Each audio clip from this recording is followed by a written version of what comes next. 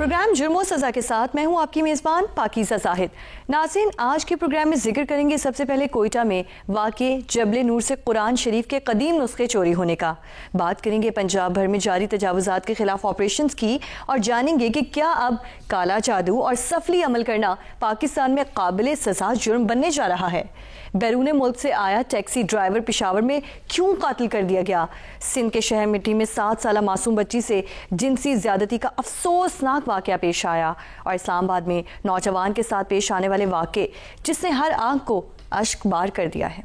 नाज़रीन, प्रोग्राम में सबसे पहले आपको बताते हैं कि कोयटा के पहाड़ों पर वाक़े कई सुरंगों पर मुश्तमिल एक म्यूजियम जबले नूरुल कुरान से कुरान शरीफ के कदीम और कीमती नुस्खे चोरी होने का वाकया जिस पर अवाम में शदीद गम गुस्सा पाया जाता है। यहाँ महफूज करदा कुरानी नुस्खों में 600 से 700 साल तक के कदीम नुस्खे भी शामिल हैं। ये वाकया कब और कैसे पेश आया और मकामी पुलिस ने इस पर अब तक क्या कार्रवाई की है, रिपोर्ट करेंगे कोयटा से हमारे नुमाइंदे सलमान अशरफ। मैं सर कोयटा के इलाके मगरबी बाईपास पे मौजूद हूँ, जहाँ पे चोरी की एक ऐसी वारदात हुई है जो अपनी जगह एक जुर्म तो है ही, लेकिन इतनी शर्मनाक है कि उसके हवाले से तमाम मुसलमान जो हैं वो इस वक्त परेशानी में मुब्तला हैं। जी हाँ, मैं बात कर रहा हूँ जबले नूरुल कुरान के उस चोरी के वाक़े की, जहाँ पर नामालूम चोर जो हैं उन्होंने ताले तोड़े और वहाँ से तकरीबन 150 से ज़ायद जो कदीमी कुरान पाक के नुस्खे थे उन्हें तोड़कर ले गए। तमाम जो एरिया था वहाँ शोकेस को तोड़ा गया, वहाँ से निकाले गए।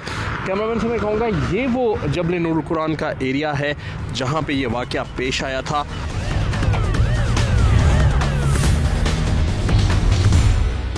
तकरीबन 500 मीटर का फासला तय करके इस वक्त हम जबले नूरुल कुरान के मेन गेट पर पहुंच चुके हैं और आप देख सकते हैं कि इस वक्त गेट यहां पर बंद है।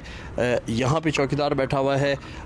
वो सामने एरिया है जहां पर चोरी की वारदात हुई थी। हम इस अहाते के अंदर दाखिल होते हैं, चौकीदार से पूछते हैं कि क्या सूरत हाल रही और क्या किस तरीके से चोर आया, क्या और उनकी पोजीशन क्या थी, उन्होंने क्या देखा। जी सर, आपका नाम क्या है? तरी खान। तरखान, आप ये बताएं कि चोरी जिस दिन हुई है उस रात में आप कहाँ थे और आपने क्या देखा? हमने हमारे कुछ भी नज़र नहीं है। सब हम लोग घर में थे, हम 10-11 बजे तक बैठा हुआ है। उसके बाद हम लोग सो गए, फिर हम लोगों को नज़र नहीं है। इसके पहले जो आया था रात को ना, एक दिन को आया था, जो अंदर गया था हमने गेट खोला है, वो तकरीबन अगले महीने को, इस महीने ना 12वां महीने को 19 तारीख को आया था। 4 बंदी थे, अंदर गया थे, 2 निकल गया, 2 गया। हम गए शीशा तोड़ रहे, मैंने बोला भाई क्यों शीशा तोड़ रहे, बोलते हैं आप जाओ। फिर दूसरा बंदे हमको पकड़ा है, कमरे में बंद कर दिया है, मारा है। ये पसीना हमको टूटा हुआ था, हमने 1 हफ्ते 2 हफ्ते डॉक्टर पर गया था। इसके बाद फिर ये वाक़या इसके बाद फिर रात को हुआ था।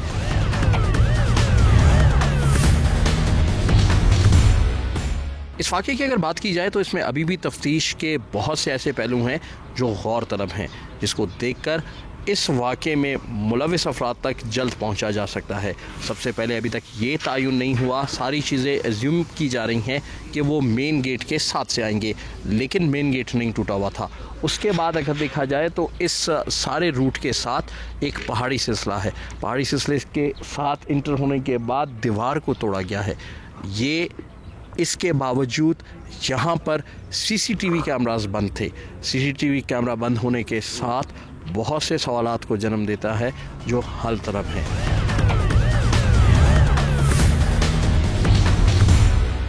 जी, ये वो मकाम है जहाँ से अंदर तोड़ के दाखिल हुए थे नामालूम चोर। फिर उसके बाद ये मेन रास्ता है। हम आपको इस रास्ते से अंदर ले जाके बताएंगे कि चोरी की वारदात किस पॉइंट पर हुई और वहाँ किस तरीके से चोर सामान उठा के यहाँ से ले गए।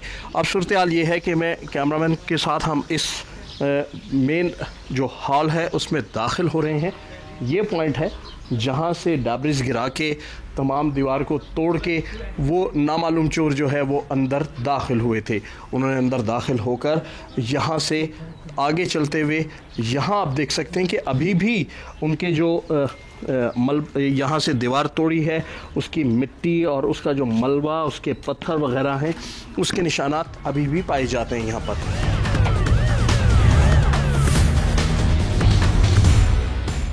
मैं इस वक्त भी जबल नूरुल कुरान की उस गार के दहाने पे मौजूद हूँ जहाँ पर यह वाक़या पेश आया था। इस वक्त मेरे साथ इस जबल नूरुल कुरान इंतज़ामिया के जो हेड हैं अजमल साहब, वो हमारे साथ मौजूद हैं। हम उनसे जानते हैं इस तमाम सूरत हाल के हवाले से, वाक़या कैसे पेश आया, उनको कैसे पता लगा, पुलिस की तफ्तीश के हवाले से वो क्या कहेंगे। अजमल साहब बताइएगा कि वाक़या कैसे पेश आया, आपको पता लगा, फिर पुलिस की तफ्तीश के हवाले से आप मुतमईन हैं या नहीं? बिस्मिल्लाहिर्रहमानिर्रहीम। मैं मोहम्मद अजमल खादिम जबल नूरुल कुरान। ये 21 और 22 की दरमियानी शब जो थी ना, रात को ये वाक़या हुआ। रात को चोर आए हैं मेन दरवाजे से नहीं, सॉरी ये सामने वाले दरवाजे से, मेन तो आगे, ये सामने वाले दरवाजे साइड से आए हैं क्योंकि ये दरवाज़ा इन्होंने नहीं तोड़ा। आके यहाँ पे ये ताला आपके सामने, इसको तोड़ के अंदर चले गए। अंदर जाके अव्वल से लेके आखिर शीशा सबको तोड़ दिए हैं। बस वो कुरान करीम जो रखे हुए हैं वो छोड़ दिए, बाकी सारे उठा के लेके गए हैं।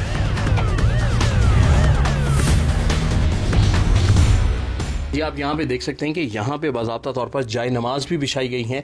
यहाँ पे ख़वातीन नवाफिल अदा करती थी। उसके साथ साथ ये दूसरा कमरा है जहाँ पे मर्द हजरात जो हैं वो नवाफिल अदा करते थे। इन कदीमी नुस्खों की ज़ियारत के बाद अपने लिए दुआएं मांगते थे। इस वक्त भी आप देखें कि इसको इतनी तसल्ली से उन चोरों ने चोरी की है कि बाज़ाब्ता इसको कटर से काटा गया। काटने के बाद यहाँ से उन्होंने इसको गायब किया है। ये कटर का काटने का निशान भी नज़र आ रहा है कि कटर से काटने के बाद वो यहाँ से ले गए और उसके साथ शीशा जो काटा था उसको साथ ही रखा हुआ है। इस तरह अगर हम इस पूरे गार का मुख्तलिफ पॉइंट्स पे जायज़ा लें तो हर शोकेस को इसी तरह काटा गया। वहाँ से कदीमी नुस्खे जो थे वो उठा के ले गए। ले जाने के बाद कुछ अवराक यहाँ पर रह गए हैं। ये पूरी एक लंबी गार है जहाँ पर इन तमाम जो मुकद्दस अवराक थे, कलाम पाक थे, उन्हें यहाँ पर महफूज किया गया था।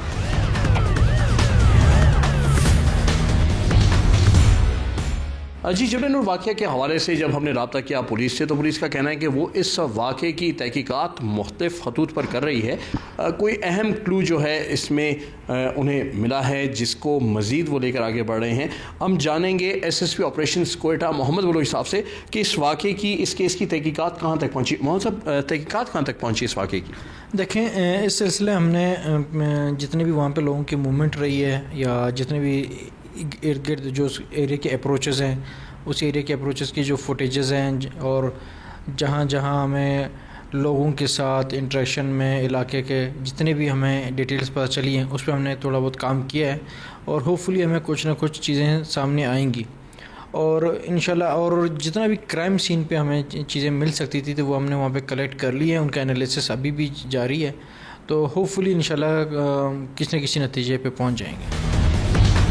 अब बात करेंगे पंजाब की, जहां आजकल वज़ीर आला की हिदायत पर सुथरा पंजाब प्रोग्राम के तहत तजावुज़ात के खिलाफ एक भरपूर मुहिम चलाई जा रही है। इत्तलात के मुताबिक पंजाब भर में शहर शहर ये मुहिम जारी है और ज़राए बताते हैं कि पंजाब हुकूमत ने 1 माह के अरसे में शहरों को न सिर्फ हर किस्म के तजावुज़ात से पाक करना है बल्कि आइंदा ये तजावुज़ात होने भी नहीं देने। ट्रैफिक पुलिस को भी ये इख्तियारात दे दिए गए हैं कि वो जिस दुकान के सामने रेहड़ी खड़ी देखें जो सड़क में रुकावट बन रही हो तो रेहड़ी वाले के साथ साथ उस दुकानदार के खिलाफ भी FIR दर्ज करवाएं। पंजाब हुकूमत की जानिब से तजावुज़ात के खिलाफ एक मुस्तकिल काउंटर भी बना दिया गया है जहां अमला निगरानी करेगा कि कोई ताजिर दोबारा सड़क पर सामान ना रख सके। गैर कानूनी तजावुज़ात को गिराना गो के हुकूमत की जिम्मेदारियों में शामिल है, लेकिन ऐसे में अवाम के जज्बात हुकूमत के खिलाफ ही होते हैं और ख़ास तौर पर जिन अफराद की कारोबार और रोज़गार इसकी ज़द में आते हैं वो हुकूमत के इस इक़दाम की भरपूर मुखालिफत करते दिखाई देते हैं। ये मौजूद ख़ास तौर पर सोशल मीडिया में बहुत ज़ेर बहस है और इस पर आवाम के मिले जुले रद्द-ए-अमल सामने आ रहे हैं। देखना यह है कि क्या माजी की तरह ये ऑपरेशन भी आर्जी साबित होगा या इस बार इस मसले को हमेशा के लिए ख़त्म कर दिया जाएगा। इसका फैसला आने वाले चंद माह में सामने भी आ जाएगा। अब जिक्र हो जाए पेशावर का, जहां सऊदी अरब में 8-9 साल मजदूरी करके वतन वापस आने वाले समीउल्लाह को अपने ही काज़न ने प्लॉट के सौदे रकम की खातिर कत्ल करवाकर लाश को खेतों में फेंक दिया। समीउल्लाह 4 माह कबल सऊदी अरब से वापस पेशावर आया था और टैक्सी चलाता था। कज़न बिलाल ने प्लॉट के सौदे की रकम की लालच में कातिलों को 3 लाख के एवज कत्ल कराने की प्लानिंग करवाई। हैरत अंगेज तौर पर बिलाल ना सिर्फ समीउल्लाह के जनाजे में शरीक रहा बल्कि 3 दिन तक समीउल्लाह के घर में भी रहता रहा। मकतूल के वर्सा ने नामालूम अफराद के खिलाफ FIR कटवाई, ताहम बाद में कातिल समीउल्लाह का अपना ही कज़न बिलाल निकला, जिसने अपने जुर्म का इतराफ़ भी कर लिया। पेशावर से इस अफसोसनाक कहानी की तफसीलात बताएंगी नादिया सुबूही। जी नादिया। मैं इस वक्त मौजूद हूँ खंडर खेल के इलाके में, जहाँ मेरा कैमरामैन रिजवान शेख अगर बता सके तो इन खेतों में समीउल्लाह की लाश मिली थी। पुलिस के मुताबिक उनको इत्तला मिली थी कि एक टैक्सी ड्राइवर जो है उसको कत्ल किया गया है और इन खेतों में फेंक कर जो है मुल्जिमान वो फरार हो चुके हैं, जबकि जो उसके बाद जो टैक्सी थी जिस गाड़ी की मालियत 10 से 15 लाख रुपए थी वो भी यहीं से बरामद हुई। अगर हम बात करें इस वाक़े की तो समीउल्लाह 10 से 12 साल तक सऊदी अरब में मुलाजमत करता था, मुख्तलिफ मजदूरियाँ करता था, जिसके बाद उसने पाकिस्तान आने का सोचा। यहाँ पर आकर उसने शादी भी की और 4 माह पहले वो यहाँ पर पाकिस्तान आया था। उसने अपने जो सरमाया जो कमाया हुआ था उससे कुछ गाड़ियाँ लेके रेंट पे दी, जबकि वो टैक्सी खुद भी चलाने के लिए बाहर निकलता था और कोशिश करता था कि मजदूरी करके अपने घर वालों का पेट पाल सके। मकतूल समीउल्लाह की बेवा मेरे साथ मौजूद है, उनसे मालूम करते हैं कि क्या आया उनके शोहर ने कोई ऐसी बात उनसे बताई थी या जिक्र किया था कि उनका और बिलाल का कोई झगड़ा चल रहा है प्लॉट के हवाले से मालूम करते हैं। जी बताइएगा कि आपके शोहर को कत्ल किया गया तो उससे पहले कोई आपके शोहर ने आपको बताया हो कि जी बिलाल के साथ उनका कोई प्रॉपर्टी पे झगड़ा चल रहा है, या आपने सुना हो उनसे आपस में झगड़ते हुए फ़ोन पे? नहीं, ऐसा कुछ भी नहीं हुआ था। ये बहुत क्लोज़ रिलेशन था तो हमें बिल्कुल यकीन ही नहीं था। उन्होंने कोई जिक्र भी नहीं किया इस बारे में। अच्छा, ये बताएं कि बिलाल के बारे में कहा जा रहा है कि वो आपके रिश्तेदार हैं ना, और वो जनाजे पे भी आए और बैठे भी रहे, तो शक नहीं हुआ? शक बिल्कुल भी नहीं हुआ, क्योंकि उन्होंने ख़ुद सब कुछ अपने हाथ से हैंडल किया है। तो ये तो बाद में हमें पता चला है कि क्योंकि उनका घर का तनाज़ा इनके साथ था, उनके ज़रिए सब कुछ हुआ था उनके हाथों से, तो फिर शक खड़ा हुआ कि यही हो सकता है। अक्सर ये भी बात करते हैं ना किसी के पैसे के लेन देन की, तो क्या आपके साथ समीउल्लाह ने कभी बात नहीं की? बात वो इस वजह से नहीं कर पा रहे थे क्योंकि ये इनको टाल मटोल कर रहे थे, तो वो डरते थे कि शायद बीवी नाराज़ हो जाएगी या कुछ कहेगी आगे से। वो अपना घर तो नहीं ख़राब कर सकते थे, तो इसीलिए वो सही बात भी नहीं कर रहे थे, क्योंकि ये आगे से टाल मटोल कर रहे थे। एक दिन और दूसरा दिन बताते थे इनको। अच्छा, ये बताइएगा कि अभी आप क्या तकाजा क्या कर रही हैं? इंसाफ का तकाजा करेंगी अदालत से? जी बिल्कुल, उनके साथ जुल्म हुआ है, ऐसा नहीं होना चाहिए था। बेगुनाह उनको कत्ल किया गया, हमें इंसाफ चाहिए और उसको सख्त से सख्त सज़ा या सज़ाए मौत दी जानी चाहिए।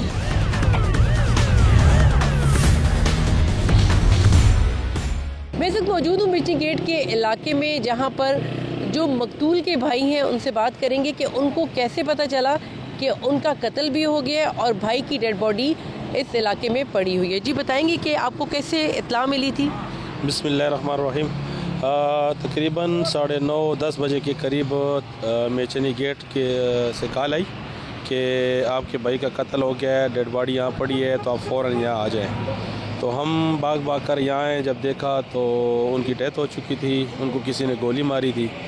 तो हमें कोई ऐसा अंदाज़ा नहीं था उस वक़्त कि ये क्या हुआ है, क्योंकि अभी तक हमारी ना किसी के साथ कोई दुश्मनी थी, ना कोई तनाज़े थे, ऐसा कोई हमारा किसी के साथ कोई लेन देन वगैरह ऐसा सिस्टम नहीं था। तो जब SHO साहब ने मालूम किया तो हमने उनको बताया कि भाई हमारी तो ऐसी किसी के साथ दुश्मनी वगैरह नहीं है। उन्होंने जो हमारे बुज़ुर्ग थे उन्होंने नामालूमों के ख़िलाफ़ हमने FIR दर्ज करवाई। तो इन्वेस्टिगेशन के दौरान पता चला, बाद में इन्होंने पुलिस ने बड़ी अच्छी कार्रवाई की, मालूम किया कि ये जो है कोई मेरी एक सिस्टर का घर जो था वो मेचनी गेट पे उधर था काजी गली में एक घर इन्होंने फ़रोख्त किया था इस बिलाल की ज़िम्मेवारी पर। यह हमारा रिश्तेदार था, तो पता चला इसने लालच में आकर कुछ लोगों के साथ मिलकर इसका कत्ल किया। अच्छा, ये बताइएगा कि समीउल्लाह जो मकतूल है वो सऊदी अरब से वापस आए थे, उनका शायद पैसे का लेन देन था बिलाल के साथ, तो वो ज़रा बताइएगा। दूसरी बात ये कि ख़ानदान वालों को पता था कि बिलाल से उनका पैसों के मामले में कोई लेन देन के मामले में कोई तनाज़ा चल रहा है? नहीं, ऐसा हमें कोई मालूम नहीं था, और बिलाल हमारा रिश्तेदार भी है और वो जो है वो हमारा भाइयों से बढ़कर था, उसके ऊपर उसका बहुत बुरा एतमाद था।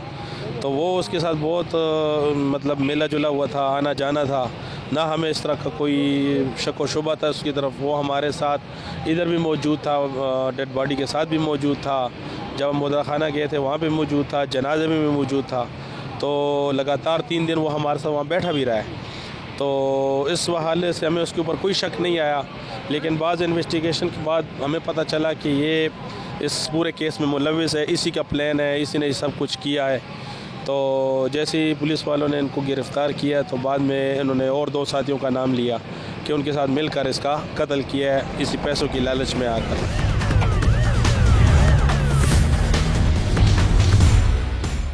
मैं सिर्फ मौजूद हूँ मेचनी गेट के थाने में और हम बात करेंगे समीउल्लाह के कत्ल के हवाले से, जिसमें समीउल्लाह को कत्ल करके खेतों में फेंक दिया गया और फिर पुलिस ने वहाँ से उनके शनाख्ती कार्ड की मदद से उनके ख़ानदान वालों को इतला की और जो बाकी जो तफ्तीश की गई है इस हवाले से बात करेंगे ताहिर साहब से, जो तफ्तीशी अफसर हैं। ताहिर साहब, ये बताइएगा कि आपको कैसे पता चला कि यहाँ पर डेड बॉडी पड़ी हुई है टैक्सी ड्राइवर की?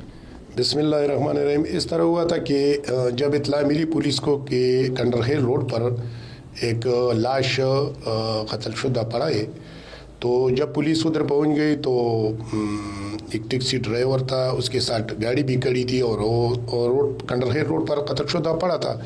फिर इसके जो शनाख्ती कार्ड है उस पर हमने मालूमात किया और इसके वरसा जो है ना वो आ गई।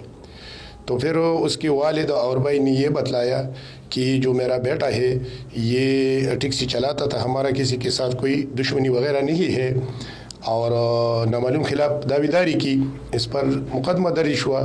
फिर हमारी सीचो साहब और DSP साहब की हिदायत पर और पुलिस सब ने मिलकर इस पर तफ्तीश शुरू की। इसकी जो बीवी है वो महकमा पुलिस में कांस्टेबल है, तो फिर हम उससे रब्ता किया तो उससे मकतूल समीउल्लाह की बैकग्राउंड के बारे में मालूमात की। तो उसने बतलाया कि समीउल्लाह ने शाहनवाज टाउन में एक फ्लैट एक मकान ख़रीदा था 2 मरले, और वो मकान उसके जो रिश्तेदार है बिलाल, उसके ज़रिए फ़रोख्त किया था। तो जो मेरा खावंद है वो बिलाल के साथ इस पर बाज़ औक़ात तकरार वगैरह करता था, इसके अलावा और कोई मुझे मालूमात नहीं है। तो फिर हमने बिलाल का जो मोबाइल है वो उस नंबर हासिल करके उसकी CDR निकाला, तो वक़ुआ से 1 रोज़ और 2 रोज़ कबल जो है ना उसका मौजूदगी वहाँ आ रही थी।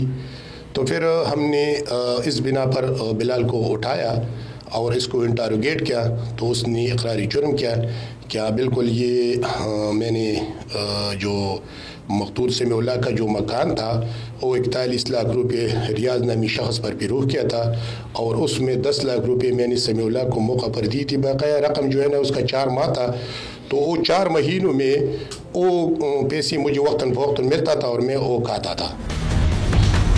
यहाँ शामिल करेंगे एक ब्रेक, और ब्रेक के बाद आपको बताएंगे कि क्या अब काला जादू और सफली अमल करना कानूनी तौर पर जुर्म बनने जा रहा है, और सिंध के शहर मिठी में पेश आने वाले एक होलनाक वाक़े की कहानी भी आपको बताएंगे। आप हमारे साथ रहिए। नाज़रीन, प्रोग्राम में एक बार फिर से खुशामदीद। सेनेट की कायमा कमेटी बराए दाखिला ने मुल्क में जादू टोने की रोकथाम, काले जादू, जाली पीरों और आमिलों पर पाबंदी के लिए कानून साजी करने पर गौर शुरू कर दिया है। सेनेट में पेश किए गए बिल के मुसविदे के मुताबिक मुल्क भर में काला जादू करने वाले शख्स को कम से कम 2 साल और ज्यादा से ज्यादा 7 साल तक सजा और 50,000 रुपए से 2 लाख रुपए तक जुर्माना करने की तजवीज़ दी गई है। बिल में जादू टोने से मुतालिक अशिया रखने पर 3 माह कैद और 25,000 रुपए जुर्माना भी तजवीज़ किया गया है। बिल में तदफीन के बाद कब्र खोलने पर पाबंदी होगी, जबकि इस जुर्म का इर्तिकाब करने वाले के लिए 7 साल कैद और 1 लाख रुपए जुर्माना होगा। इसी तरह बिल में मिसमार शुदा कब्र में काला जादू करने पर भी पाबंदी, कफन या ताबूत की चोरी पर सजाएं भी तजवीज़ की गई हैं।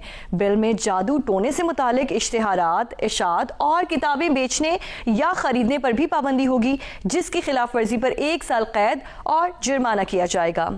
बिल के तहत जाली आमिल और जादू टोना करने वाले आमिल को तहफ़्फ़ुज़ देने वाले को भी सजा और जुर्माना किया जा सकेगा। जादू टोने के नाम पर अवाम की जेबें कैसे खाली करवाई जाती हैं, अमलियात का झांसा देने वाले कौन कौन से दावे करते हैं, सेनेट में काला इल्म करने वालों के खिलाफ कानून साजी पर क्या बहस हुई, और इन सरगर्मियों का हिस्सा बनने वालों के बारे में उलमा की क्या राय है। कराची से हमारे नुमाइंदे वलीद अहमद रिपोर्ट करेंगे। जादू टोने के नाम पर लोगों की जानो माल से खेलने वालों ने अपनी एक सनत कायम कर ली है, इसलिए जादू टोने के खिलाफ कानून साजी पर बहस हो रही है। ताहम ऐसे अनासिर कानून की गिरफ्त में कब आएंगे, इस सवाल का जवाब किसी के पास नहीं।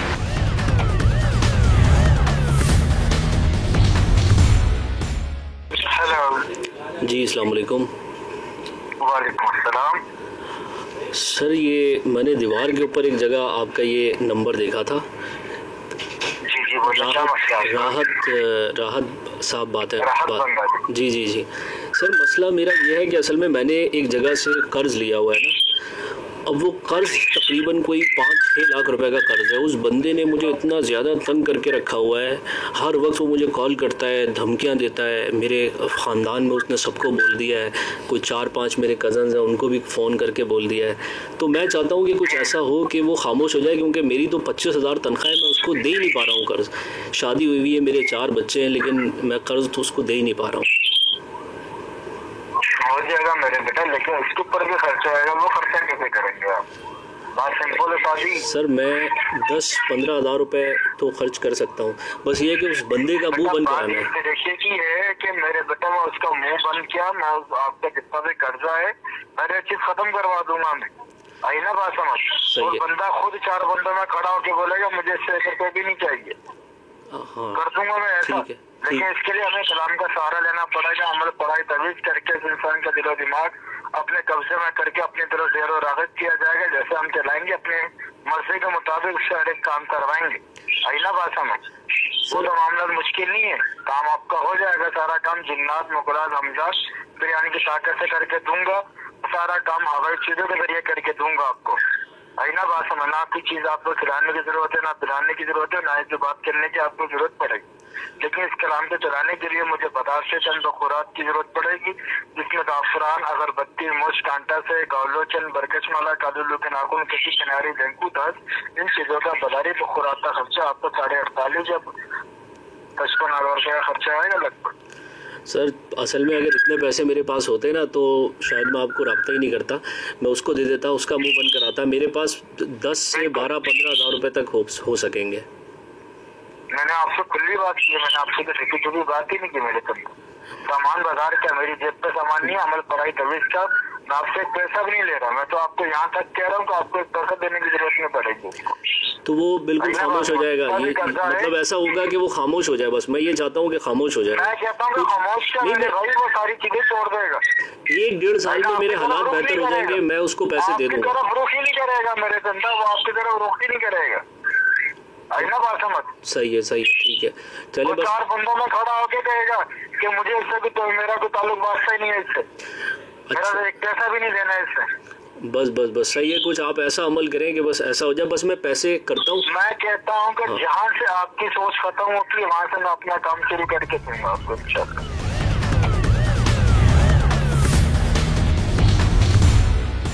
आपके ख्याल में जिक्र कुरान में भी है जादू का, तो आपके ख्याल में क्या है, जादू या काला इल्म या सिफली, ये होती है ये चीज़ें? जी जी बिल्कुल होती है। लोगों के जो है ना काफ़ी बार सुना है और देखा भी है कि उस पर जादू हो गया, ये हो गया, तो होती है, बिल्कुल होती है। लेकिन जहाँ तक बिलीव का सवाल है तो हम जो है ना इसमें बिलीव नहीं रखते। आप माशाल्लाह पढ़े लिखे लग रहे हैं मुझे, कुरान में भी जिक्र है जादू का, तो ये चीज़ें होती हैं? इसलिए मैं इस पर यकीन करता हूँ काला जादू होता है। अच्छा, ये फरमाएं कि जादू आपने इर्द गिर्द किसी पर देखा कि किसी के ऊपर जादू हो गया और उसके बाद फिर उसकी तबीयत ख़राब हुई हो? देखा तो नहीं है, अक्सर लोग कहते हैं कि फला पे हो गया, लेकिन कोई तजुर्बा नहीं है ऐसा मेरा। हाँ, तावीज़ दुआ है वो, उस पर भी यकीन नहीं है, क्योंकि खाने पीने वाले बेशुमार लोग बैठे हुए हैं। 100 में 1 ऐसा है जो करता है, वो भी कुरानी आयत से। जादू टोने हैं बहुत से करते हैं, लेकिन यहाँ पाकिस्तान में मेरा ख्याल है कोई नज़र नहीं आता मुझे। अच्छा, ये हम देखते हैं जगह जगह फला आमिल और फला दीवारों के ऊपर लिखा नहीं, सब 2 नंबर है, कोई नहीं है। काला जादू होता भी है लोगों के ऊपर? हाँ होता है, बहुत होता है, पर ऐसा कम गंदा बहुत चलता है। हाँ बहुत चलता है, खत्म होता है। हाँ अल्लाह खत्म करेगा तो खत्म होएगा, हाँ इंशाल्लाह ताला। अच्छा, आपने देखा कहीं आपके इर्द गिर्द किसी पर हुआ, उसकी तबीयत खराब हुई हो? देखा तो नहीं है, मगर सुना है कि ये चीज़ें हैं इस दुनिया में। तो ऐसा भी तो होता है लेकिन कि तावीज़ गंडों के नाम पे पैसे बटोर ले लोग। आपने ये देखा है लोगों को कि लाखों रुपए लोग खर्च करते हैं? ऐसे देखें, पैसा कमाने के लिए ही लोग यहाँ पे इस दुनिया में आए हैं मुझे ये लगता है। मगर जो काम हुज़ूर सल्लल्लाहु अलैहि वसल्लम ने बताया, अगर किसी पे ये चीज़ है तो कुरान हमारे लिए एक बेहतरीन चीज़ है जिसमें से हम उसमें अमल कर सकते हैं। जगह जगह दीवारों पे इश्तिहार होता है, वो बेकार है। हाँ, इस बारे में आप क्या कहेंगे? मगर लोगों को क्या मशवरा देंगे कि लोग इनके पास ना जाएं और पैसे खर्च ना करें? पैसे भी ना खर्च करें। फिर दूसरा ये कि ये जो दीवारों पे ये लिखा हुआ होते तो ये बेकार है कि फलां अमल आपके ऊपर हो गया है तो हमसे रब्ता करें। अच्छा। और लोग पैसे खर्च कर देते हैं वहाँ पर जाकर। हाँ। तो ये बताएं कि ये काला इल्म और ये जादू टोना ये सब कुछ होता है? तो ये जो गांव के आते हैं ना, गांव के नहीं, यानी कि जो बाहर के इलाके के होते हैं जिसको पता नहीं होता वो फंस जाते हैं इन बातों में। सही है, काला इल्म वगैरह कुछ भी नहीं होता। बस जैसे आप बात कर रहे हो, मुझे बातों में उलझा रहे हो ना, उलझा के जिस तरीके से समझ में नहीं आ रहा मेरे को, तो मैं आपके साथ जा रहा हूँ। समझ में अभी भी नहीं आया, मैं आपके साथ जा रहा हूँ, जाके उधर पता चलता है यार मेरे साथ क्या हो गया। ये होता कुछ भी नहीं, काला इल्म वगैरह कुछ भी नहीं होता। आप क्या मशवरा देंगे जो बेचारे लोग सादा लोग होते हैं, पैसे खर्च कर देते हैं, क्या मशवरा देंगे? मैं तो भाई उसको यही कहूँगा, सही है, अगर वो बाहर जाए ना, बाहर कहीं पे भी जाए, यानी कि सही है। मैं तो इधर कराची में पड़ा हूँ यार, कहीं पे भी जा रहे हैं ना, किसी पे भी भरोसा नहीं करो। बताइए, ये कुरान में भी वैसे जादू का तो जिक्र है, तो ये काला जादू होता है क्या? जी जी बिल्कुल होता है, ये असर भी करता है। इसका बेहतरीन इलाज कुरान में ही है। तो ये कुछ आयात हैं, उलमा से रब्ता किया जाए, ये अच्छा है बनिस्बत इन जो ये बंगाली वगैरह सारे लिखे हुए हैं, ये सब फ्रॉड है। ये आप इनसे अगर रब्ता भी करेंगे तो सबसे पहले इनको आपने पैसे देना, ये आपसे मिलेंगे नहीं। ये बड़ी गेम है इनकी।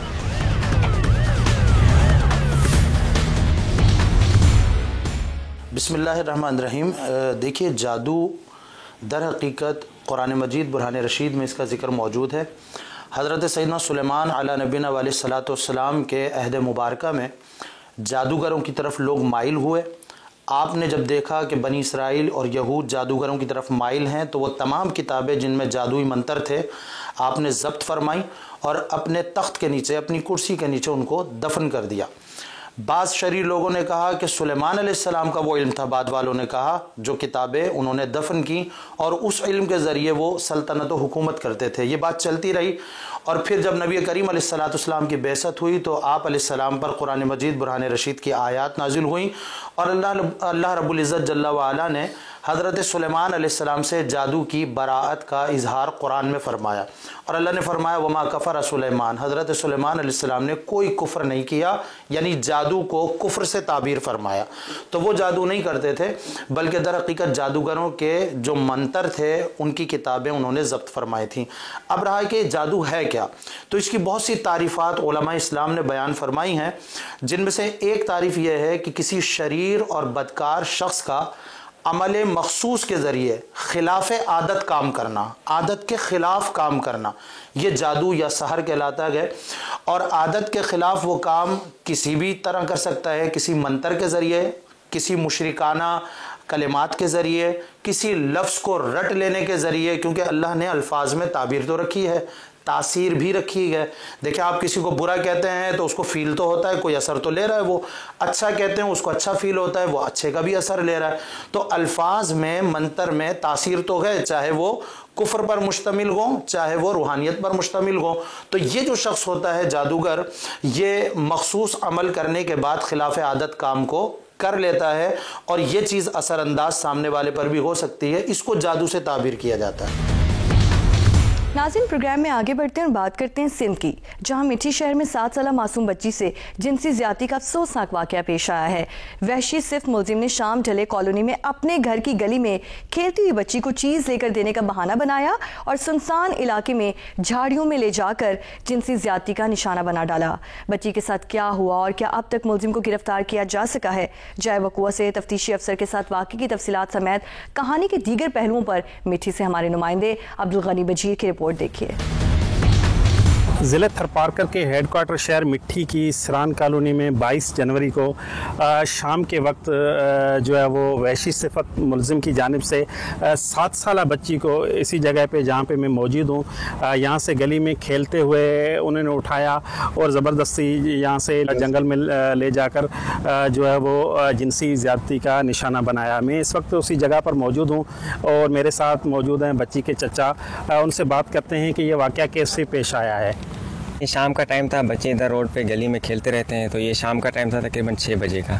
तो ये बच्चियाँ खेल रही थी इधर से, तो कोई बंदा इधर से इसको लेकर गया, लालच दे के, चीज़ की लालच दे के या उसको कोई बहाना दे के उसको लेकर गया। तो हमें जैसे इतना मिली, हम पहाड़ी वाले इकट्ठे हो गए सारे और उस बच्ची को ढूंढने की तलाश में थे हम। तो तकरीबन एक घंटे का टाइम गुजर चुका था, लेकिन हमें कहीं से भी पता नहीं चला कि लड़की कहाँ गई है।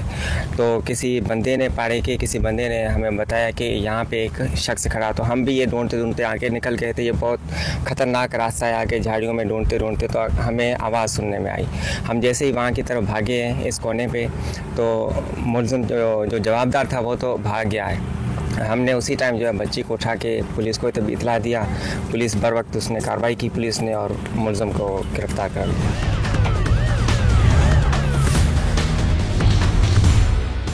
जी, इस वक्त मैं मौजूद हूँ जाए वक़वा पर, जहाँ पर वैशी मुलज़िम की जानिब से 7 साला मासूम बच्ची को जिनसी ज़्यादती का निशाना बनाया गया। मेरे साथ मौजूद हैं इस केस के तफ्तीशी ऑफिसर और एसएसपी की जानिब से बनाई गई जीआईटी के इंचार्ज डीएसपी माजिद। सर, ये बताइएगा कि वाक़या कहाँ पेश आया और किस जगह पे ये वक़वा हुआ है? जहाँ पर हम खड़े हुए हैं, यहाँ से थोड़ा आगे आप चलेंगे तो हम आपको दिखाएंगे बच्ची को वो लेकर जाता है इस रास्ते से। ये झाड़ियाँ हैं, झाड़ियों के साथ ही है बच्ची को। जी, ये वो रास्ता है जहाँ से डीएसपी साहब बता रहे हैं कि इसी रास्ते से मुलज़िम रात के वक्त बच्ची को जो उठाकर लेके गया। यहाँ सर फिर बच्ची आगे की तरफ आती है और हम यहाँ से फिर हम आगे रवाना होते हैं। अच्छा, ये क्या वक्त था और पुलिस को कैसे इत्तला मिली, किस तरह इसको जो है वाक़े को देखा गया? ये तकरीबन हमें 6 साढ़े 6 बजे के दरमियान हमें ख़बर मिलती है और इसी वक्त हम बर वक्त कार्रवाई करते हैं और एक शक्की मुलज़िम को हम गिरफ़्तार कर लेते हैं। गिरफ़्तार करने के बाद उसे थाने पे पहुंचाकर फिर इलाके का जो है वो कार्डन करते हैं। कार्डन करने के बाद मज़ीद तफ्तीश को हम आगे बढ़ाते हैं और अच्छा, बच्ची इसी रास्ते से वापस घर पहुंची है? जी हाँ, इसी रास्ते से ये वापस घर की तरफ जाती है। तो वो आगे आप देखें रास्ता कितना खतरनाक है। कितना फासला है इस जाए घर से? तकरीबन 300 मीटर का फासला होगा, 300 से 400 मीटर का फासला।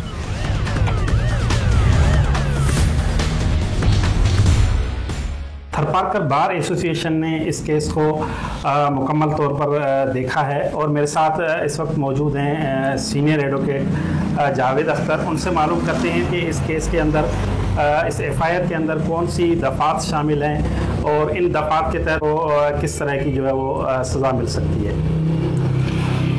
अब्दुल गनी, इसमें 377 भी है और 377A भी है और 376 भी इसमें पीपीसी लगा हुआ है।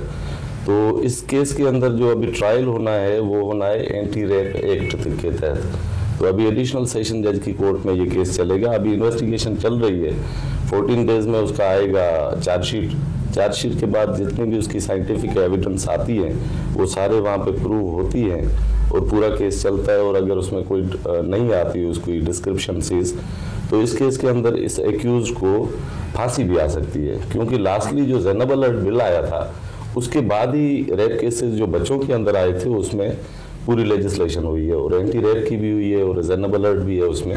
तो ये सारी चीज़ें हुई हैं। पहले भी आपने जो रिपोर्ट हुआ था पिछली मरतबा ज़ैनब का केस बच्ची का पंजाब में, उसके बाद ही ये सारे बच्चों के केसेस जो है ये प्रायोरिटीज़ पे चल रहे हैं।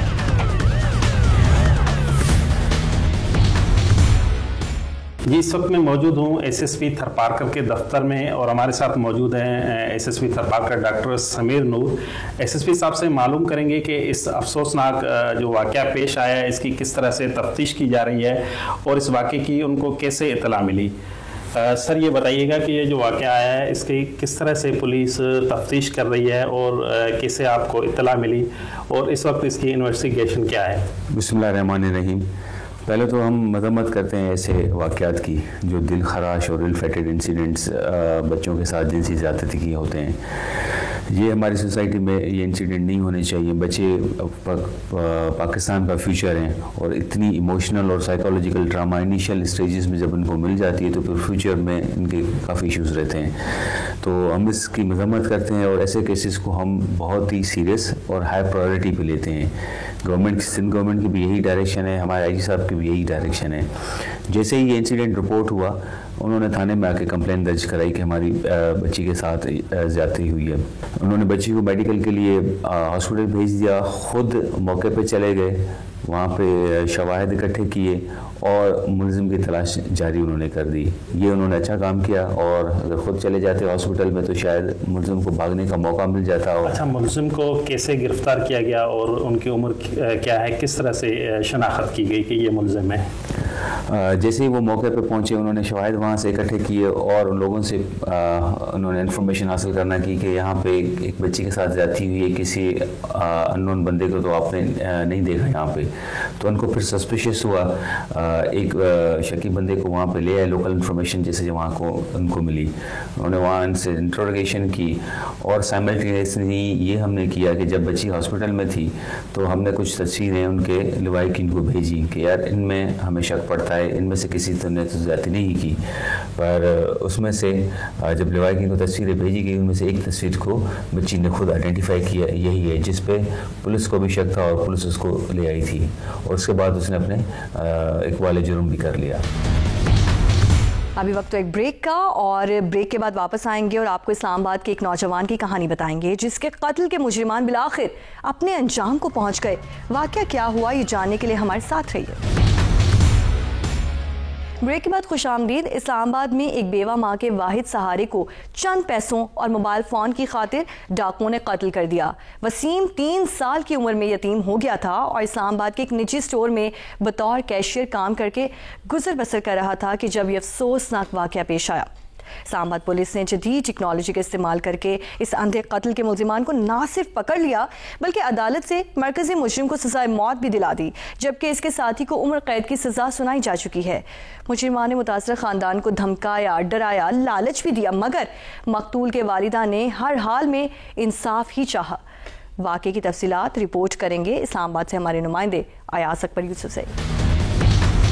जी बिल्कुल, इस्लामाबाद के थाना सुंबल का इलाका है मेहराबादी यानी G12। वहाँ पर कुछ अरसे कबल एक 19 साल यतीम लड़के को बेदर्दी से कत्ल किया गया। मैं इसी वक्त इस जाए वक़ू पर मौजूद हूँ। ये तफसीलात कुछ इस तरह है कि 19 साल वसीम अकरम जो है वो 3 साल की उम्र में यतीम हुआ था, और उसके बाद उसकी बेवा माँ ने उसको बड़ी मुश्किल से जो है वो पढ़ाने के बाद इस काबिल बनाया कि वो कोई नौकरी कर सके। और उसके जब वो 19 साल का हुआ तो एक सुपर स्टोर के अंदर जो है वो कैशियर की जॉब कर रहा था, और अपनी जॉब ख़त्म करने के बाद रात को वो अपने घर की तरफ जो है वो रवाना हुआ। इस जहाँ पर मैं मौजूद हूँ मेहराबादी में, इससे कुछ थोड़ा सा आगे उसका घर था, और इसी रास्ते से अब गुजर के जा रहा था तो यहाँ पर पहले से मौजूद 3 जो है मुलजिमान थे जिन्होंने उसको रोका और उससे छीना झपटी की कोशिश की, और उससे मोबाइल और जो उसके पास कैश थी वो लेने की कोशिश की, जिस पे वसीम अकरम ने मज़ामत की, और मज़ामत के बाद जो है उस 3 अफराद में से एक शख्स ने जो है वो गोली मार दी। मेरे साथ इस वक्त उस वक्त के थाना सुंबल के SHO और सुपरवाइजिंग ऑफिसर इश्ताक शाह साहब मौजूद हैं। शाह साहब, बहुत बहुत शुक्रिया आपका। शाह जी, ये वाक़या क्या है और इसको कैसे आप लोगों ने ट्रेस किया? एक अंधा कत्ल था, आधी रात का वक्त था, और कोई और इस तरह का उसका विटनेस भी मौजूद नहीं था। अगर इस स्टोरी को आप बताएं तो कैसे बताएंगे? अच्छा, ये इस तरह हुआ था कि 4/1/2024 का वकू है। ये वसीम अकरम नाम का लड़का था जो एक स्टोर के ऊपर सुपर स्टोर पे काम करता था। वो अपना काम ख़त्म करके रात के 12 बजे अपने एक जो दोस्त थे उनके साथ और एक कज़न के साथ यहाँ से गुजर रहे थे कि इसी दौरान अचानक 2-3 लड़के आगे आते हैं। वो उनको रोकते हैं, रोक के मोबाइल छीनने की कोशिश करते हैं। वसीम जो है ये मज़ामत करता है, वो इसको फायर मार के यहाँ से भाग जाते हैं। इस पर बड़े मुख्तसर वक्त में हमने काम किया, और जो मेन मुलज़म थे 3, वो तीनों हमने अरेस्ट किए। अरेस्ट करने के बाद उनको आगे हमने प्रोसीड किया और गिरफ़्तार करके जेल भिजवाया। उसके बाद हमारा दूसरा मरहला आ गया प्रोसिक्यूशन का। उस पर DI साहब और IG साहब का बड़ा फोकस था। वो बार बार इस केस को ख़ुद देख रहे थे और डेली की बुनियाद पर इसकी प्रोग्रेस ले रहे थे, प्रोसिक्यूशन से भी, और जो उनको विटनेसेस हमने पेश करने थे उनको भी। तो शुरू में तो जब हमने देखा कि जो मुद्दई थे वो बड़े बेचारे कमज़ोर थे, वो इस पोजीशन में नहीं थे कि वो इस केस को लड़ सकें। एक स्टेज ये भी आई कि वो इस्लामाबाद को छोड़ने के लिए तैयार हो गए कि हम यहाँ से निकल के वापस अपने आबाई इलाके में जाएंगे। सही। लेकिन हमारी इस्लामाबाद पुलिस ने उनको हौसला दिया और बताया कि हम आपके साथ खड़े हैं और इंशाल्लाह ये मुल्ज़मान कैफ़र किरदार तक पहुँचेंगे। फिर इस्लामाबाद पुलिस ने एक वकील हैं, बड़े सीनियर लॉयर हैं फौजदारी के, शाहिद शब्बीर साहब, उनको रिक्वेस्ट की। उन्होंने फिर साथ होकर ये सारा केस लड़ा, हाई कोर्ट तक इनकी पहले ज़मानतें खारिज हुई और उसके बाद ये केस जो है वो ट्रायल कोर्ट में गया। जो ट्रायल कोर्ट थी उसमें उन्होंने विटनेसेस रिकॉर्ड करने के बाद जो मैन एक्यूज़ था उसको डेथ पेनल्टी और जो को एक्यूज़ था उसका सहूलतकार था उसको लाइफ इम्प्रिजनमेंट की सज़ा सुनाई है। अच्छा शाह जी, इसमें मुझे थोड़ा सा मैं जानना चाहूँगा, जिस रस्ते से मैं ये जाए वकूआ है जो आप बता रहे थे, बड़ा गुंजान आबाद से ये इलाका है कि यहाँ पर कोई और भी ऐसी चीज़ नज़र नहीं आ रही, इवन लाइट का भी मुझे कुछ सिस्टम यहाँ नज़र नहीं आ रहा। तो ये रात के अंधेरे में सारा मामला हुआ, तो फिर आपने एविडेंसेस कैसे कलेक्ट किए, कैसे पता चला कि ये फायर मारने वाले कौन थे और कैसे उन तक पहुँचे और कहाँ से आपने इनको गिरफ़्तार किया? अच्छा, इसमें हमने 2-3 चीज़ें की थी। एक तो हमने जो मुल्ज़मान थे उनका फॉरवर्ड रूट और बैक ट्रैक, ये सारा हमने उनको चेक किया। उसमें जो चीज़ एविडेंस हमें सेफ सिटी की मदद से भी और जो लोकल कैमरे हैं लोकल कैमरे की वजह से भी उसका मुकम्मल रूट हमने निकाला। इसके अलावा हमने इस जाए वकूआ की जियो फेंसिंग कराई। जियो फेंसिंग के अलावा जो ह्यूमन इंटेलिजेंस है उसका इस्तेमाल किया हमने और बड़े मुख्तसर वक्त में हम असल मुल्ज़मान तक पहुँच गए। वजह क्या बची शाह जी, क्यों उस बच्चे को उन्होंने मार दिया? मतलब 19 साल का यतीम बच्चा जो बड़ी मुश्किल से बेवा माँ ने उसको बड़ा किया और वो इस काबिल हुआ कि वो माँ का सहारा बन सके। वजह अनाथ थी, कोई लड़ाई झगड़ा था या क्या, क्यों मार दिया उसको? असल ये एक खालिस्तान जो है ना वारदात थी, एक स्नैचिंग की वारदात थी। उसमें जो वसीम था उसने मज़ामत की और इसमें जो रिजवान मुल्ज़म है जिसको डेथ पेनल्टी हुई है, ये पहले भी इसी तरह के डकैती के मर्डर के केस में जेल में रह चुका था।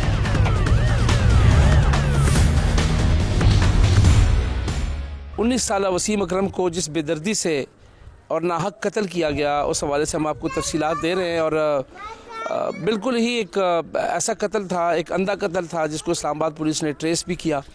और जब हम उस वसीम अकरम के घर में आए तो घर पे बैठने का हाल नहीं, घर में कुर्सियाँ नहीं, मजबूरन हमें यहाँ पर बाहर चारपाई में उनके घर के सामने बैठना पड़ा। और इस वक्त वसीम अकरम की वालदा मेरे साथ मौजूद है जो कि अब बेसहारा भी है, क्योंकि वसीम इनका सहारा था। वसीम तो इस दुनिया में नहीं रहा, तो इनसे हम बात करते हैं। बहुत बहुत शुक्रिया। कैसे हुआ वसीम के साथ और कुछ थोड़ा सा बताएं। मैं तो क्या अब आपसे पूछे इस हवाले से, लेकिन ये कैसा हुआ सब कुछ? इतना अरसा आपने उसको, जब वो यतीम हुआ आपने बड़ी मुश्किल से उसको बड़ा किया और जब वो आपका सहारा बनने लगा तो वो दुनिया में नहीं रहा। जी बिल्कुल सही आख रहे हैं। हुआ क्या, थोड़ा सा बताएं। यानी कि हादसा होया है ना, यानी कि डकैतियाँ डाकुआ मार छोड़ा है। मेरा सहारा भी हुआ है, सब कुछ मेरा बड़ा हुआ है। 5 साल का है, अबू फौत हो गया, बड़े मैं मुश्किल नाल बच्चे पाले, तो बड़े मुश्किल नाल पालते। मैं जिसले पढ़ाया लिखाया इस्लामाबाद आ गया तो जालमा के हथी आ गया, जालमा मार छोड़े। अच्छा, वसीम क्या करता था? क्या जी मैं वही पूछता हूँ कि क्या करता था और इसके साथ साथ जो है वो घर किस वक्त आता था और ये कैसे हुआ, रात को किस वक्त हुआ था वाक़या? 11 बजे सुबह जाता है, रात 11 बजे आना है। अच्छा। लेकिन सेफ माड़ी काम करता है। ठीक है जी, मजदूरी करता है। तो वो रात को लेट आता था? जी 12 बजे आता है। तो उस रात जब वो नहीं आया तो आपको नहीं पता चला कि वो अभी तक नहीं आया? जी पता चल गया, जिले काल आई है भाई नाल आए, यानी कि मैं इधर काल आई है भैया साढ़ा हादसा हो गया तो असा हॉस्पिटल जा रहे हैं। मतलब असा इतने हाल दवाई पा दी थी, दुनिया इकट्ठी हो गई, साड़ा कोई वसीला नहीं बनया। यानी कि अपना भाई साथ हस बन गया, वो नाल ही रहा, होर कोई बंदा नहीं है। पुलिस का क्या रोल रहा है इसके अंदर? पुलिस भी उथे नाल मौजूद हो गई है ना, यानी कि मैं तो सुबह पता लगा पुलिस मौजूद हो गई, भाई भी साथ आए। मतलब जल्द हॉस्पिटल जा गए, मैं इधर उसले कॉल की तो वसीम साड़ा फौत हो गया। नहीं, पुलिस ने इस पूरे मामले में अब उस जो कातिल था उसको सजाए मौत हो गई है ना, तो पुलिस ने इस पूरा मामला जो हुआ इसमें कितनी मदद की आपकी? बड़ी शुक्रिया अदा करें, मैं लख फेरी शुक्रिया अदा करें। इस्लामाबाद पुलिस साढ़े बड़ी मदद की थी, बड़ा साढ़ा तावन किया।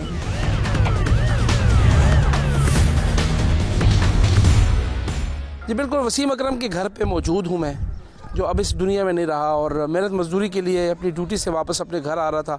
अब उनके बहनोई जो उस वक्त वक़्क़ों पे उस वक्त जो ये वाक़या हुआ था उस वक्त इनके साथ मौजूद थे वसीम अकरम के, इनसे पूछते हैं कि सारा मामला क्या हुआ और अब इस्लामाबाद पुलिस का या पुलिस का क्या रोल है इसके। इमरान साहब बहुत बहुत शुक्रिया आपका। ये क्या मामला क्या हुआ था?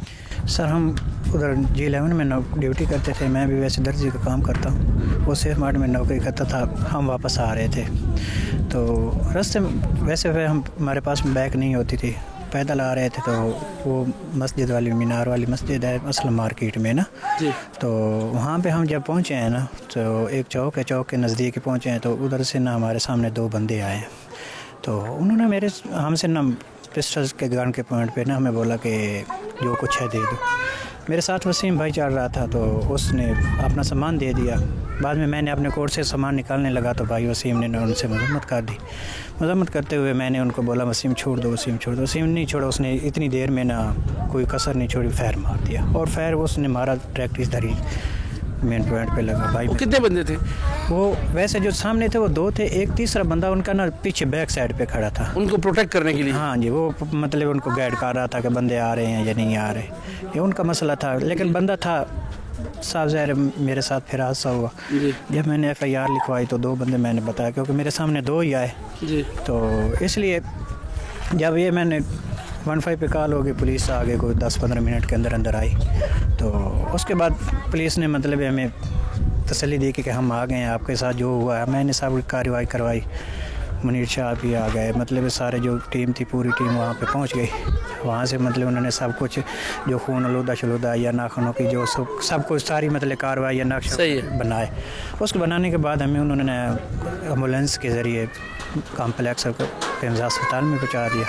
उधर जाके हमारी शिफ्ट मतलब बॉडी करवाई रात को। मुझे बताया कि पुलिस ने कितनी मदद की और मुझे भी बता रहे थे कि आपकी जो मदर से बात हो रही थी वो कह रहे थे कि वकील के पैसे भी नहीं थे, तो फिर कैसे आपने? जी बिल्कुल, इस बात में कोई शक नहीं है कि हमारे पास, हम तो मज़दूरी कर रहे हैं, मतलब किसी के पास काम करते हैं तो क्या मतलब इधर मकान का किराया देना होता है, बच्चे हैं तो हम वैसे पहले भी इकट्ठे रह रहे थे दोनों भाई, मतलब इधर मतलब एक कंपेन फैमिली थी।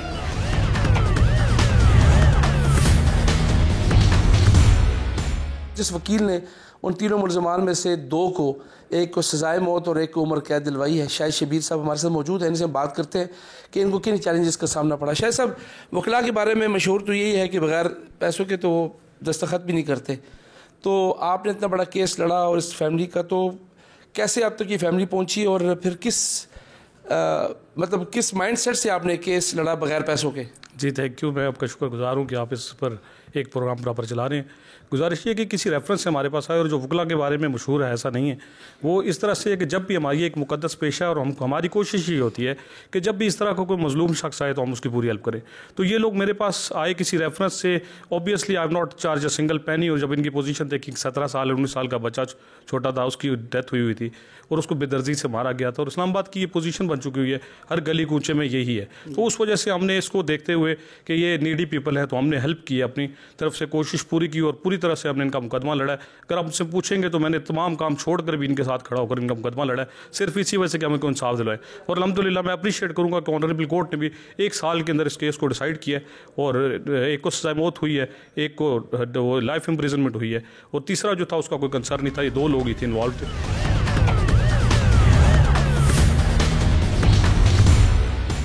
हमारे साथ मौजूद हैं इस तमाम मामले पे हम बात करेंगे SSP ऑपरेशन अरसलान शाहजेब साहब, उनसे हम बात करेंगे कि इस केस को इन्होंने किस तरीके से डील किया। शाहजेब साहब बहुत बहुत शुक्रिया। कैसे आपने इस तमाम केस को जो है वो मंतकी अंजाम तक पहुँचाया कि बहुत कलील तकरीबन 1 साल से कम मुद्दत के अंदर जो है उसमें आपने प्रोसिक्यूशन मुकम्मल करके सज़ाए मौत भी दिलवा दी और उम्र कैद भी होगी एक को? जी बहुत शुक्रिया सबसे पहले आपका। ये एक लड़का वसीम अकरम सेव मार्ट पे, गरीब लोग थे, सेव मार्ट पे काम करता था, रात को अपने बहनोई के साथ वापस जा रहे थे, मेहराबादी के रहने वाले थे, तो रास्ते में 2 डकैतों ने इनको रोकने की कोशिश की, चीज़ें छीनने की कोशिश की, जिसमें वसीम अकरम ने उसके साथ मुज़ाहमत की। उस मुज़ाहमत पे उनको फिर फायर उन्होंने मारे और उस पर फिर ये मौके पे ये शहीद हो गया। पुलिस ने उस मौके के बाद चूँकि अंधा कत्ल था, वहाँ पे SP का जाना, मौके शवाहिद इकट्ठा करना, क्राइम सीन को कंजर्व करना, बाकी चीज़ें करना, उसके अलावा टेक्निकल और बाकी सर्विलेंस से फिर अल्हम्दुलिल्लाह पुलिस ने इनको ट्रेस किया। और फिर उसके बाद इंटरेस्टिंगली इनके पास इतने पैसे नहीं थे कि वो डेड बॉडी को मूव कर सकते या अदालत में अपने आप को रिप्रेजेंट कर सकते, तो पुलिस ने फिर इनको बाकी चीज़ें भी ख़र्चा वगैरह पुलिस ने किया इनका, और इनके जो वकील था वो भी अपने असर रसूख से पुलिस ने अपनी तरफ से वकील भी इनको करके दिया। तो अल्हम्दुलिल्लाह अच्छी तफ्तीश हुई, उसकी फिर अच्छी प्रोसिक्यूशन हुई और अब जैसे आपने फरमाया कि एक बंदे को, एक एक्यूज़ जो था उसको सज़ाए मौत सुनाई गई है और दूसरे को उम्र कैद की सज़ा सुनाई गई है। इस पर वो लोग बहुत खुश भी थे कि 1 साल के अंदर, ये जनवरी का हुआ है और दिसंबर में उनको, उसी दिसंबर 2024 में इनको सज़ा भी हो चुकी है। नाज़रीन, आज के प्रोग्राम के लिए इतना ही। अपने इर्द गिर्द के माहौल पर नजर रखें और मोहतात रहें। अगर आपके इर्द गिर्द भी जुर्म की ऐसी कहानियां मौजूद हैं जो आप हम तक पहुंचाना चाहते हैं तो हमारे YouTube वीडियो के कमेंट सेक्शन में हमसे राब्ता कीजिए। पाकीज़ा ज़ाहिद और मेरी टीम को इजाज़त दीजिए। अल्लाह हाफ़िज़।